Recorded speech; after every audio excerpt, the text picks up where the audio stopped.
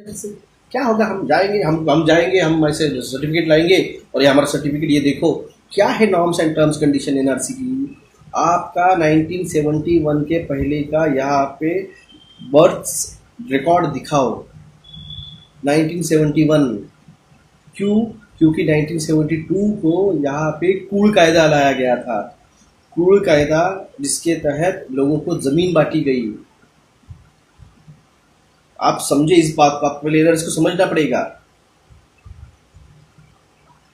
आपको 1970 के पहले का बर्थ सर्टिफिकेट, यानी आपको नहीं, आपके दादा दादी का, आपके नाना नानी का, आपके पिताजी का, आपके माँ का, जो आज मेरे एज के यहाँ पे बैठे हुए हैं ना, मैं उनको बता रहा हूँ, उनका बर्थ सर्टिफिकेट, उनका लिविंग सर्टिफिकेट, उनका document of residential of the India,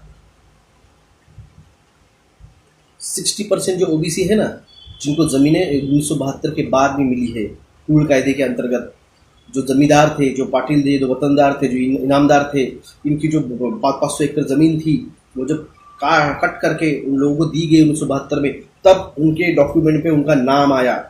तब उनके खासरा पत्रों पे उनका जो है भोगवटा 2 में उनका नाम आया। तब तक उनके पास 60% जो ओबीसी है, जो माइनॉरिटी है, इनके पास ज़मीनें नहीं थी। इनका का सरकारी दस्तावेजों पे कहीं पे भी उनका नाम नहीं था। ये लोग सीखते नहीं थे, एजुकेशन नहीं लेते थे, इसलिए इनके एजुकेशन सिस्टम में, स्कूल्स पे इनका नाम नहीं दर्ज था। इनके सरकारी कागज पे कब नाम आया? 1972 में आया। और इन्होंने कब का डॉक्यूमेंट मांगा है? इन्होंने डॉक्यूमेंट मांगा है 1971 का।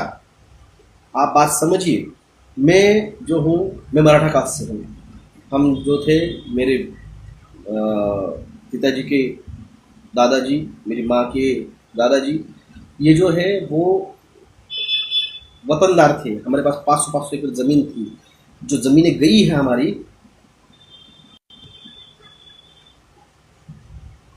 वो गई है, यानी लोगों को हमारी ज़मीनें दी गई है कोई कायदे में। खासरा पत्रों पे आज भी मेरे परदादाओं का नाम अभी भी आज खासरा पत्रक पे है। मैं आज जाके किसी ने भी मांगा तो मैं दिखा सकता हूँ।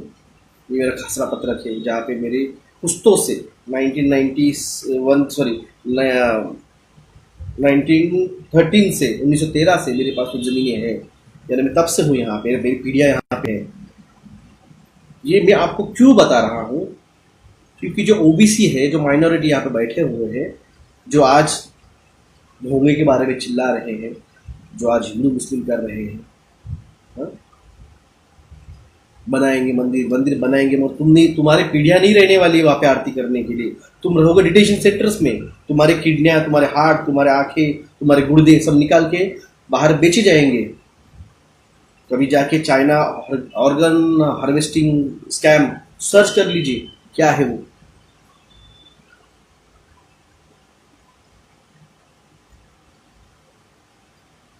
ये एनआरसी बहुत भयानक है। एनआरसी बहुत भयानक है। जब उस सीए के साथ जुड़ जाएगा तो यहाँ के 60% ओबीसी और 40 क्या 80% माइनॉरिटी, इन लोगों के पास 1971 का कोई भी डॉक्यूमेंट 90% लोगों के पास नहीं है। मैं आपको बोलता हूँ।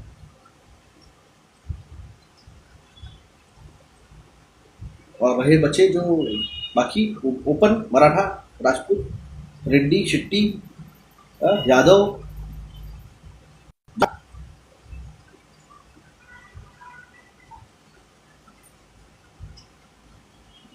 आपके एरिया में कहीं भूकंप आया होगा, कहीं सुनामी आई होगी, कहीं बाढ़ आई होगी, कभी हेवी बरसात हुई होगी, बह गए होंगे आपके डॉक्यूमेंट्स, आपके कलेक्टर ऑफिस के डॉक्यूमेंट बह गए होंगे। आपको कौन देगा आपके डॉक्यूमेंट की कॉपी जब वो है ही नहीं, बह गई वो। आप भी आप भी नहीं बचने वाले। ओपन कैटेगरी आप भी नहीं बचने वाले।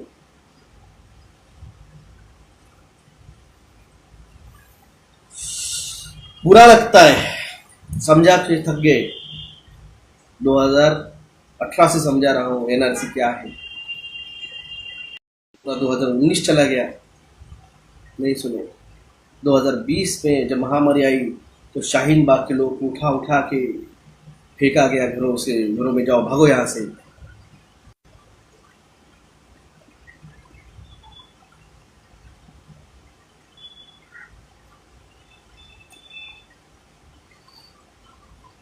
अरे कितने सेल्फिश लोग हैं यार।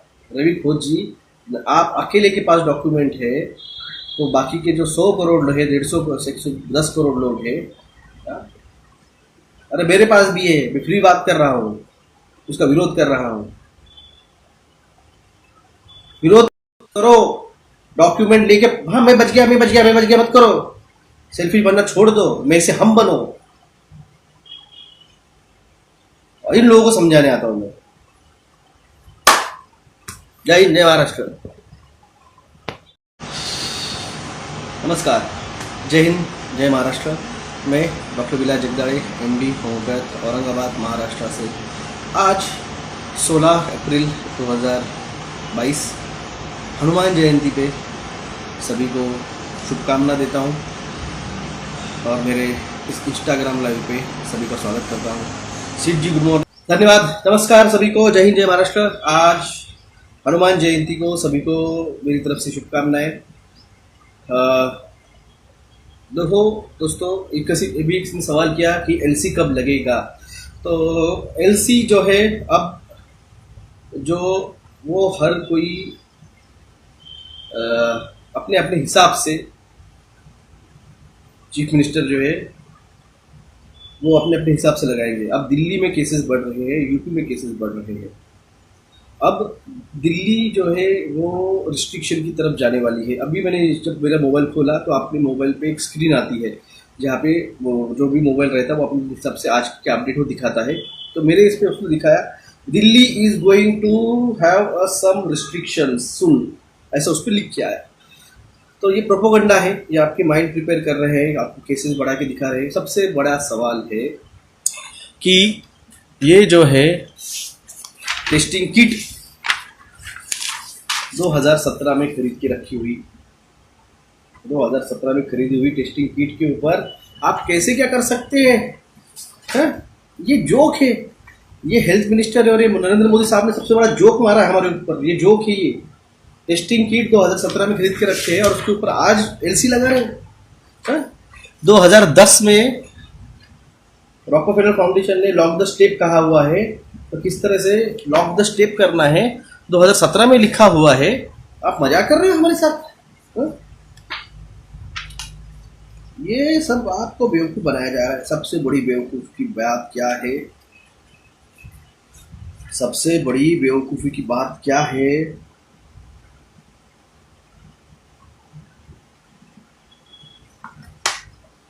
बाबुल सुप्रियो नाम सुना है? बाबुल सुप्रियो, बाबुल सुप्रियो नाम सुना है क्या आपने?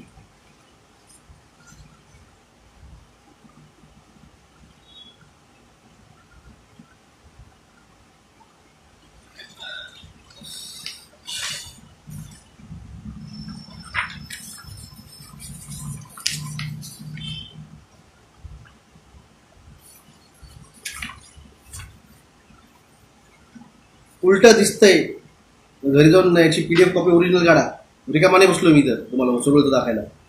ये 2025-2030 तक कैसे चलने वाला है गेम ये दिखाया गया है।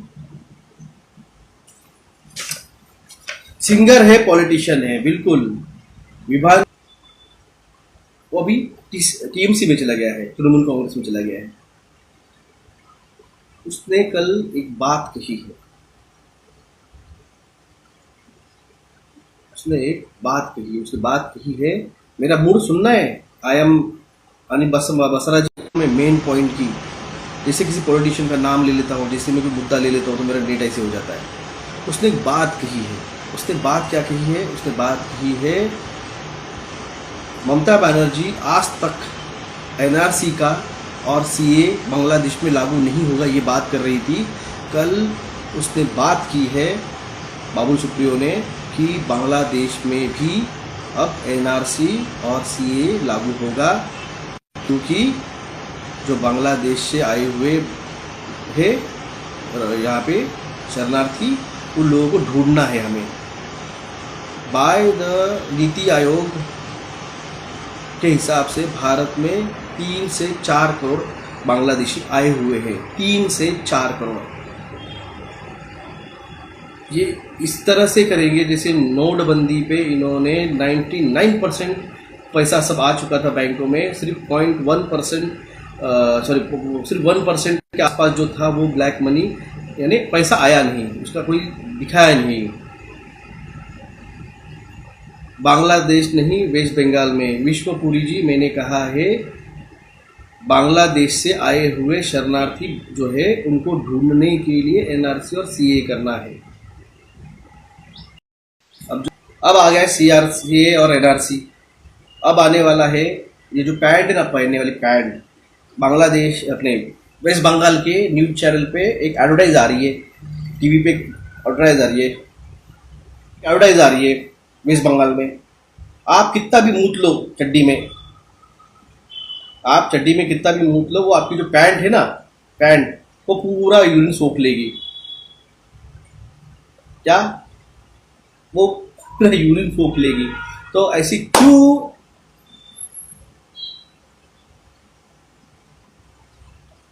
आप क्यों ये समझ नहीं रहे हो कि आपकी जो vagus nerve, 10th cranial nerve जो डैमेज हो गई है, जिन्होंने लिया है उनकी 10th क्रेनियल नर्व डैमेज हुई है, जो कि आपकी वेगस नर्व है, जो कि आपकी यूरिनरी सिस्टम, आपकी जीआई सिस्टम, आपकी हार्ट कार्डियक सिस्टम, आपकी इनवॉलंटरी मसल सिस्टम कंट्रोल करती है। जब आपका ब्लैडर, जहाँ पे यूरिन स्टोर होता है, ये सिंबल नहीं दे रहा हूँ मैं, ब्लैडर दिखा रहा हूँ मैं, जो यूरिन का कंटेनर रहता है, आज देखा डॉक्टर ने हाथ किया, अरे ब्लैडर कह रहा हूँ, ब्लैडर जो यूरिन का ब्लैडर रहता है, जहाँ पे यूरिन स्टोर होती है, वो ब्लैडर जब अनकंट्रोल हो जाएगा और इनवॉलंटरी आपकी यूरिन पास होने लगेगी, या फिर इमरजेंसी में यूरिन पास होने जाएगी,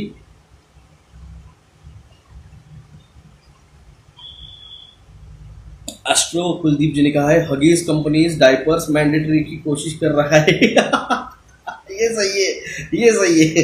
वही तो क्या है, ये जो 100 करोड़ है ना जिन्होंने टीका लिया है, अब ये डायपर पहन के घूमेंगे। और जो कंट्रोल अपोजिशन है वो अब परेशान हो गया है, कंट्रोल अपोजिशन परेशान हो गया है, क्या करे क्या, ये तो एक्सपोज हो गया। हमारा एजेंडा अच्छे से चल रहा था, डॉक्टर जगदाड़े और कपिल बजाज ने आके पूरा भाड़ा फूक दिया, ये हो गए परेशान। आप लोगों को मेरा कंटेंट समझने को 4-4 दिन लगते हैं।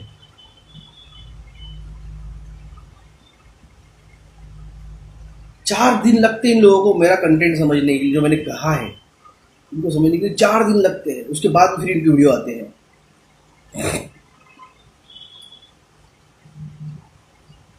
मैं फिर भी कुछ बातें कोडिंग में नहीं करता हूँ, क्लियर करता हूँ मैं, और कुछ बातें रहती है जो मेरी हिंट रहती है, हिंट है और इसको समझिए।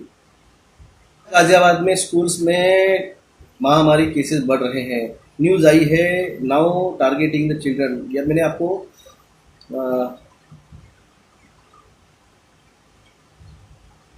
गुजरात के टीका लेने वाले लोगों को लगता है कि सब बढ़िया है, कुछ नहीं होगा, बिल्कुल उनके दिमाग काम नहीं कर रहे हैं। अभी एक मैंने कल पोस्ट डाली थी टेलीग्राम पे, जो उसका कंटेंट है नैनो पार्टिकल है, वो नैनो पार्टिकल्स आपका ब्रेन कंट्रोल कर सकते हैं by the radio frequency.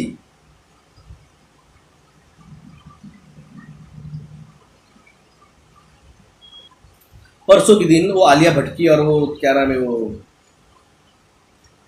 Ranbir Kapoor की शादी हुई। वो शादी हो रही थी, आप उसको देख रहे थे टीवी पे, वो रणबीर कपूर उसको उठा रहा है, उसको लेके जा रहा है, ये फिल्म स्टार आ रहा है, वो फिल्म स्टार आ रहा है, इधर हो रहा, वो हो रहा, सब कुछ हो रहा, सब देखा आपने। टीवी न्यूज छोड़ ही नहीं रहे थे। अर्जन इशू जब उठाता हूँ ना तो ऐसे ये हो जाता है, क्योंकि चूल है इनके इसमें। आपको असलियत नहीं बताना चाहते, बता नहीं देना चाहते। ये जब आप वो शादी का देख रहे थे सब नाटक टीवी पे, तब गुलेरिया जो है ना ICMR के डायरेक्टर, वो एक न्यूज़ चैनल पे इंटरव्यू दे रहे थे कि भारत को डिजिटल करेंसी की तरफ और डिजिटल आइडेंटिफिकेशन की तरफ जाना चाहिए, यानी आरएफ चीफ की तरफ जाना चाहिए। वो इंटरव्यू दे रहा था उस दिन, आप लोग बैठे पड़े थे, वो शादी शादी शादी शादी शादी। क्या करें यार लोगों का। सोशल मीडिया की नीड छोड़ दीजिए, बीच में जो छोटी न्यूज चलती है ना उस पर ध्यान दीजिए, उस पर ध्यान दीजिए, वो मेन न्यूज़ है। आप आज भोंगे भोंगे और हनुमान चालीसा और अजान इसके ऊपर डिबेट चलने वाले हैं, मगर इन 15 दिनों में ऐसे ये कांड करने वाले ये लोग, डिजिटल करेंसी, आपका डिजिटल आरएफ चिप, आपका सीए, एनआरसी, ये जो डेंजर चीज़ें जो है ना, जो आपकी ज़िंदगी पे डायरेक्ट इम्पैक्ट करने वाली है, उनके पैसे मिल रहे हैं, खपाखप उनके अकाउंट में रॉकफेलर डाल रहा है। डाइवर्जन करो, लोगों को भड़काओ, लोगों को चलने दो।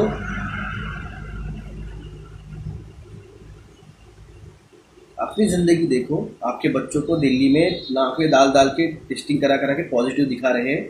एक जयपुर की न्यूज़ आई हुई है, 9 तारीख से 13 तारीख तक 7 बच्चों की मौत हो गई। नहीं, पता नहीं क्या कारण था, क्यों हो गई मौत। वहाँ पे जाके एक बार वहाँ का जो है चेक कीजिए।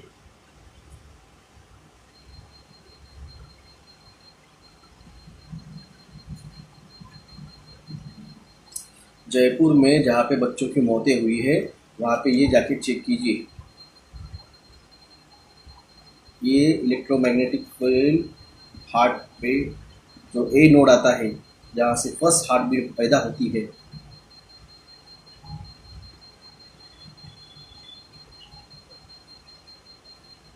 जीरो 0.6 जा रहा है,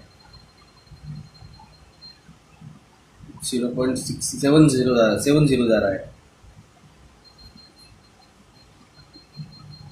0.8 गया था बंद करते वक्त। तो वो जो अब जहाँ पे मौतें हो रही है ना बच्चों की या फिर किसी की भी हार्ट अटैक की, जाके रीडिंग देखिए, क्योंकि इलेक्ट्रोमैग्नेटिक पल्स आपके हार्ट के ए नोड पे इम्पैक्ट डालती है। पुणे में 2.15 जा रहा है, यानी बहुत मौतें होगी। पुणे में मैक्सिमम हार्ट अटैक आएंगे। सर मेरे गांव में दूसरी मीटिंग की थी, इस बार जेरोक्स निकाल कर सब दिखाया तो सब डर गए। पहली बार मुझे पागल समझ रहे थे। भाई वो बारामती वाले जी, आप बारामती से, आप शरद पवार के गांव से, बारामती तो हिला डालो, ऑटोमेटिक पवार फैमिली भी हिल जाएगी। अजित पवार साहब के कारण तक जाने दो ये बात।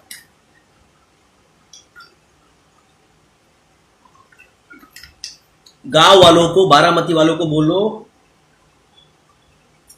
डॉक्टर ब्लैकआउट नहीं हुआ कल, नहीं हुआ तो ताली थाली बजा जा। डिजिटल करेंसी आ रही है, फिर भी मूर्ख बना के पोस्ट ऑफिस में रिक्रूटमेंट कर हो रही है। भाई साहब ये ड्रामा 2027 तक चलेगा।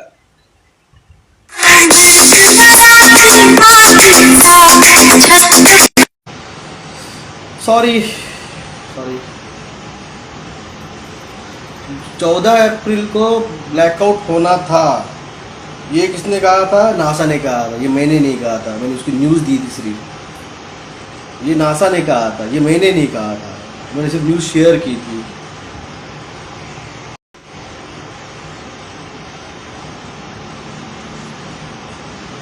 आप लोगों को, मेरे को समझ में नहीं आता है, जब वो चीज़ नहीं हुई तो आप सवाल पूछने आ जाते हैं। क्योंकि मैं लाइव हूँ यहाँ पे। जाके मोदी को पूछा है, तूने लॉकडाउन लगवाए, क्या फ़ायदा हुआ उसका? कभी उद्धव ठाकरे साहब से पूछा? हा? क्यों भाई तूने एक्सटेंडेड लॉकडाउन लगवाए थे, क्यों कंपलसरी किया था? अजित पवार साहब से पूछा? अभी भी आप मास्क एक अच्छा पहन के क्यों घूम रहे हो, जब कुछ महाराष्ट्र गवर्नमेंट ने डिक्लेयर कर दिया है? हम दिखा रहे हैं कि जो कुछ खेल है वो ये है, आप क्यों अभी भी नाटक कर रहे हैं? आया आया आया, बीमारी आई बीमारी आई बीमारी आई। यहाँ पे कॉमन है एनआरसी और सीए, मेन गेम है एनआरसी और सीए। मैं आपको पहले भी कहा था, जैसे ही 190 करोड़ लोगों को टीका लग जाएगा, मैंने पिछले साल बताया था आपको, मैंने कहा है प्रोजेक्ट ब्लू बीम होगा तो आपको डरना नहीं है।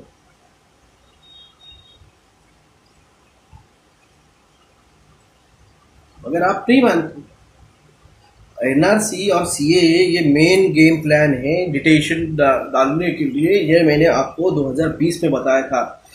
एंड गेम जो चलेगा वो चलेगा एनआरसी और सीए। जिन अंधभक्तों को, जिन बेवकूफ़ों को लगता है कि एनआरसी और सीए सिर्फ मुस्लिम लोगों के लिए है, जाके आसाम में देखे 19 लाख लोगों में से 14 लाख जो थे वो हिंदू थे, जो अभी भी डिटेंशन सेंटर में पड़े हुए हैं।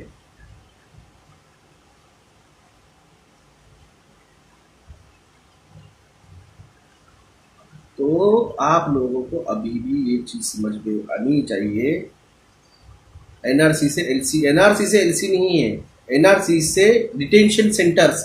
अच्छे से सुना करो यार भाई साहब, बहुत साफ बात करता हूँ। हाँ सर, बैंगलोर में डिटेंशन सेंटर्स ओपनिंग हो चुका है। यस, बैंगलोर, हर स्टेट में डिटेंशन सेंटर बने हुए हैं, इतना याद रखिए। हर स्टेट में, दिल्ली हो, हिमाचल प्रदेश हो, पंजाब हो, गोवा हो, गुजरात हो, राजस्थान हो, आसाम हो, नागालैंड हो, केरल हो, कर्नाटक हो, यूपी हो, एमपी हो, हम्म, तेलंगाना हो, हर स्टेट में। सिर्फ महाराष्ट्र है जहाँ पे अभी डिटेंशन सेंटर बने नहीं है। इसके पहले जो मुख्यमंत्री थे फडणवीस, उन्होंने डिक्लेयर किया था 5,000 करोड़ रुपए डिटेंशन सेंटर बनाने के लिए, मगर उद्धव ठाकरे साहब आने के बाद में उन्होंने उसको ना बोला है। महाराष्ट्र में डिटेंशन सेंटर नहीं बने क्योंकि उद्धव ठाकरे साहब ने नहीं बोला हम एनआरसी नहीं लाएंगे, हम डिटेंशन सेंटर नहीं बनाएंगे। इसीलिए मैंने सपोर्ट किया उद्धव ठाकरे जी को। आ रहे भगवाधारी, गाओ गाना और जाओ डिटेंशन सेंटर में। आपका पौंडर आपको छोड़ने नहीं वाला है।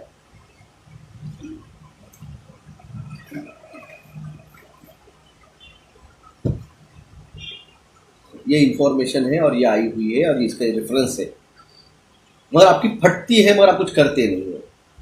लड़ना पड़ेगा। कब लड़ोगे? घर में जब आप घुसेंगे और आपके बच्चों को और आपके माँ बहनों को उठा के डिटेंशन सेंटर में डालेंगे, तब थाली ताली बजाएंगे। सर, हमारे स्कूल की असेंबली में फ्राइडे को और मंडे को 2 बच्चे बेहोश हो गए, कुछ अजीब सी बिहेव कर रहे थे डॉक्टर साहब। ओके, टीका लिया था उन्होंने। 5 मई में लगवाया है डिटेंशन सेंटर में। करंट क्या, जो भागेगा उसको शॉक लगाया के मरेंगे। कभी जाके फेमा कैंप देख लीजिए, यूएस के फेमा कैंप देखिए, क्या है फेमा कैंप, किस तरह से बने हैं। या फिर सिम्पसन मूवी का फेमा एपिसोड देख लीजिए, कैसे है वो।